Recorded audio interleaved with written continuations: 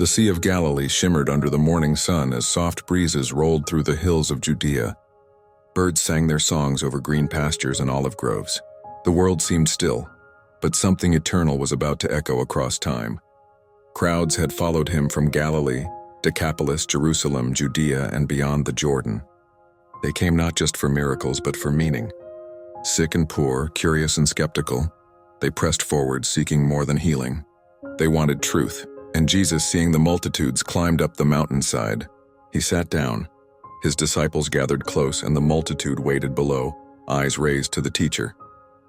Then he opened his mouth and began to speak, not as the scribes, but with authority that made hearts tremble and hope rise. The Beatitudes, the upside-down blessings. "Blessed are the poor in spirit," he began, "for theirs is the kingdom of heaven." A hush fell over the crowd. What was this? The poor in spirit, not the strong or proud, were called blessed? What kingdom was this? "Blessed are those who mourn, for they shall be comforted. Blessed are the meek, for they shall inherit the earth." Each phrase turned worldly values on their heads. The rich weren't the blessed ones. The powerful weren't the conquerors. No, God's favor rested on the humble, the grieving, the hungry, the merciful, the pure-hearted. "Blessed are those who hunger and thirst for righteousness, for they shall be filled." The people leaned in, absorbing every word. Some wept, others exchanged glances. Many had never heard anything like this. This wasn't law, it was love.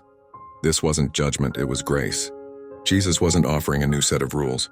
He was offering a new heart. "Blessed are the peacemakers, for they shall be called sons of God. Blessed are those who are persecuted for righteousness' sake, for theirs is the kingdom of heaven." Salt and light, the call to influence.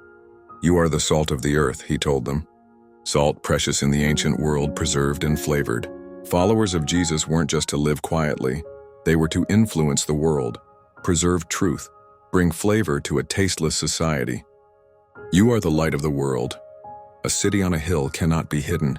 Light in darkness, hope in despair, truth amid confusion." Jesus wasn't calling his followers to escape the world. He was calling them to shine within it.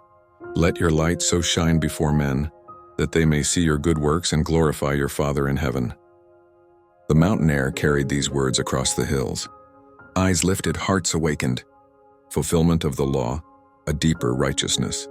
"Do not think that I came to destroy the law or the prophets. I did not come to destroy, but to fulfill." This wasn't rebellion against Moses, it was completion. The law showed the way, but Jesus walked it perfectly. Yet he called his followers to more than outward obedience. He wanted transformation of the heart. "You have heard that it was said, but I say to you." Murder wasn't just a blade, anger in the heart could kill. Adultery wasn't just the act. Lustful thoughts were enough to corrupt. Jesus traced sin not just to actions, but to desires, motives, intentions. "Love your enemies," he said. "Love your enemies?" The crowd stirred. Was this possible? "Pray for those who persecute you, not curse, not fight, not resent, but pray, heart over hype, true devotion." Jesus turned his gaze toward religion itself.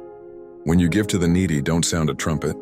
When you pray, don't stand on street corners to be seen. When you fast, don't walk around with a sad face." Jesus warned against showy piety. Righteousness wasn't performance. It was intimacy with the Father.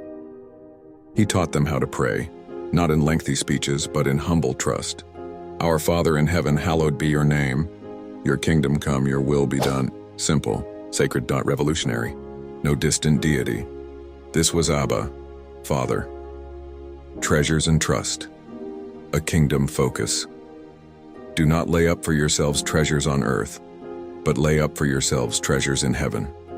Moths, rust, and thieves were real in those days, but Jesus spoke of deeper threats. Earthly wealth fades, eternal treasure lasts. You cannot serve both God and money. Do not worry about your life. Look at the birds of the air. Consider the lilies of the field. He pointed to nature to teach trust. Birds don't store food, yet they eat. Lilies don't sew clothes, yet they are adorned in beauty. Seek first the kingdom of God and his righteousness, and all these things shall be added to you. Judgment and mercy, measuring with grace. "Judge not that you be not judged." Not a call to abandon discernment, but a warning to avoid hypocrisy. He illustrated it vividly. "Why do you look at the speck in your brother's eye, but ignore the plank in your own? Before correcting others, cleanse your own heart." Then he spoke of asking, seeking, and knocking, persistence in prayer. "If you, being evil, know how to give good gifts to your children, how much more will your Father in heaven give good things to those who ask him? The golden rule and the narrow gate: whatever you want men to do to you, do also to them. This was the golden rule, not just ancient wisdom, but kingdom law.